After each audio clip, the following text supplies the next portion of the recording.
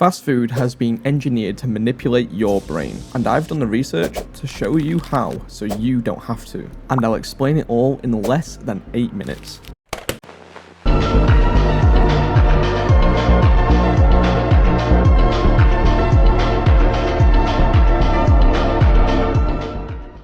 We're not talking about 5G towers controlling people's brains, but in a way, they're actually doing something much more sinister. They're hacking your biological processes, taking advantage of our evolutionary adaptations to manipulate our brains into thinking about their product more often. But it's more than just thinking, it's actually craving, mimicking the likes of an addiction. Want me to prove it? You know what McDonald's smells like. Think about it. McDonald's is just hamburgers, fries, and chicken nuggets, right? Well, how do I know that someone's had McDonald's? Why does McDonald's have this very specific smell compared to a regular hamburger or a regular side of fries? You just don't go to the average restaurant and smell anything like McDonald's. And this leads to the very first point: sensory hacking. The fast food industry has spent millions, and I mean millions, for chemical engineers to design the scent of their food. I'm talking about designing scents like you would design a perfume. I'm telling you, these companies have min-maxed the hell out of the scent and taste of their food, down to the cooking time, patty thickness, oil fried in, and the cleaning products. Trust me, shit's wild. Companies like GHOSTSHELL are specialists in making scents for fragrances and also for food companies. I'm not saying that the big fast food brands that you know use them, but they are one of the biggest distributors of scent and flavour and hold various scent trade secrets and contracts with big companies too. One of the reasons I bring this up is because a lot of scent molecules are based on VOCs, or volatile organic compounds. These are emitted from the cooking process, usually fatty acids and aldehydes, and that shit sticks. Even when you're not around the person eating the McDonald's, you can always tell that they've had McDonald's. So even if it was 5 minutes ago or 5 hours ago, you've always got that smell in the air. It looms over you like a cloud, always reminding you of what you could have whenever you want. When you think about it, it can be pretty obvious to see. Of course, the fast food industry is going to scent and taste max their food. It's all a way of advertising. And that brings me to my second point: accessibility. Fast food companies have made it extremely easy to get a hold of their product. It's quite literally in the name. You don't have to wait, you don't have to prepare, you don't have to cook. And in a pinch, a lot of the time, it can be cheaper. But this is what a lot of people get wrong.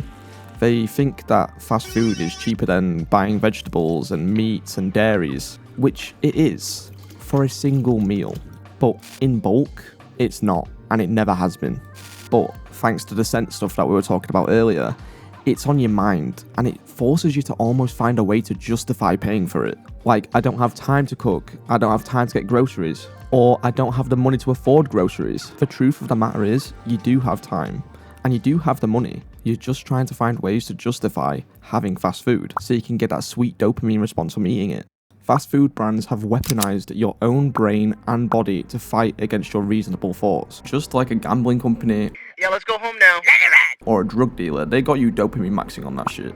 And the fact that fast food companies have made it so accessible with things like drive-thrus and cheaper looking saver deals, looking at you Tesco meal deal by the way, is just adding fuel to the fire to make you think that it's not worth it to cook regular, tasty food. That, in a lot of cases, is also healthier. And to be honest, the people that are affected most by this are people with addictive personalities or addictive bodies. And unfortunately those in economically declined areas, and places where the local food source is only fast food. For example, no major market or local grocery store nearby. In fact, it was found in the UK, more impoverished areas of low income had a greater density of fast food chains. So convenience, yes, but really they're just trying to keep poor people poor.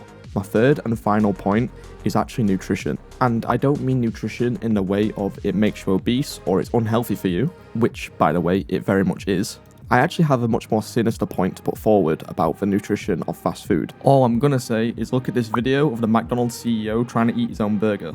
Lil bro is trying to take a bite out of that big arch, the same way Squidward was moving when he first tried a Krabby Patty. In fact, SpongeBob was warning us of this years ago with those grey goop Krabby Patties. I personally believe that fast food companies are undernourishing their food while still making it extremely tasty, not just because it's cheaper while still being enjoyable to eat, but because it makes you unproductive and lazy. Fast food is literally making you into a fat, lazy chud.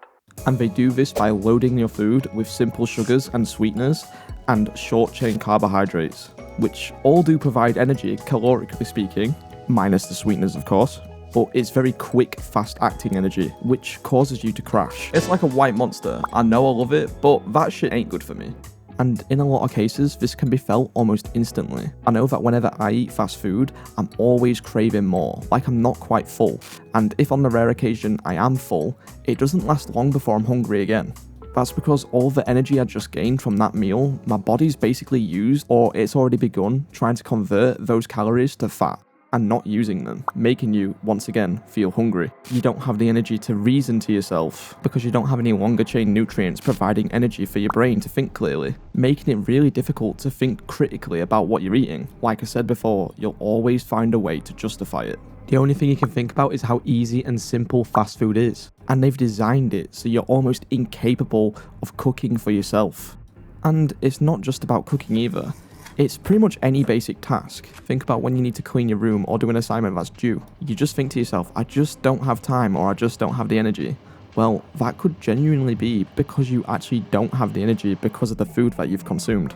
This whole video started out as a research project, something fun to look into. It was meant to be jokey and lighthearted. It's genuinely terrifying. And the more I've actually looked into what I researched and read the sources, the more absolutely disgusted I am at these companies. But ever since watching the video of the CEO of McDonald's try and eat one of his own burgers and look like he was going to physically be sick, and kept referring to it as a product and us as consumers, it's just left a complete distaste in my mouth. No pun intended. These companies see us as cattle, like cows on a farm. So I'm gonna end this video with a simple statement. Think about what you're eating. Not because it's not nutritious or bad for you, but if the people that designed it won't eat it, why should you? And as always, thank you very much for watching, and I'll see you next time. P.S. I'm not suicidal. I never have been. So if I go missing over this, you know what happened.